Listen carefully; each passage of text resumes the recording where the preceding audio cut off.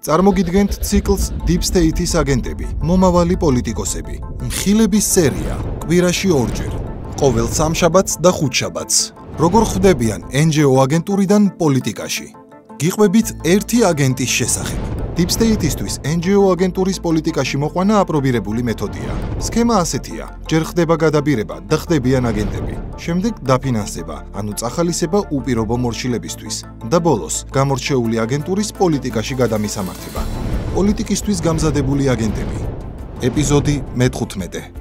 ბექა კობახიძე, ისტორიკოსი, წლები არაც ეტაპობრივად ავლენს Deep State-ის აგენტის ყველა სამარკო ნიშანს. ისევე როგორც სხვა აგენტები, განსხვავებული აზრის მქონე ადამიანებს ბექა კობახიძეც პრორუსის იარლიხს უარგუმენტოდ აკრავს. ბელარუსის ტიპის პროვინციას აკეთებენ, რომელიც საჭიროებს კრემლის კმაყოფილებას. რუსეთთან ქოცური დალაგება საქართველოს ართმევს მომავალს.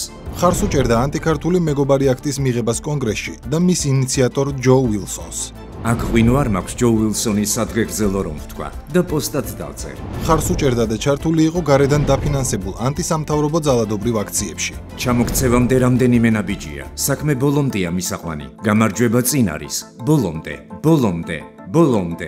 ახალისებდა ძალადობას და პოლიციელისთვის ხელის გარტყმის გამო ზვიად რატიანს აქებდა. ზვიად რატიანს გაუმარჯოს. დიდი კაცია ზვიად რატიანი.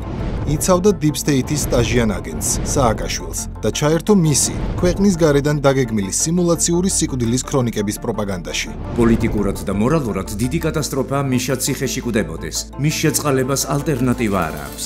როგორც ყველა აგენტი, იყენებს ზიზღის ენას. ორივე მხარეს ქართველები არიან და ეგ რიჟა ბაზარი არ გვინდა. იქით მხარეს ასეთი შეკრებაა: საწყალი და დაუცველი ხალხი, ყველა გაუნათლებელი უკლები. 2011 წელს ნაცრეჟიმის მიერ სასტიკად დარბეულ აქციას ამართლებს. შეგახსენებთ, 2011 წლის 26 მაისს რუსული ფულით დაფინანსებული აქცია იყო. თუ გინდა დამოუკიდებლობა, თბილისში რუსული მარშები არ უნდა დაუშვა. ეს მოხდა 26 მაისს.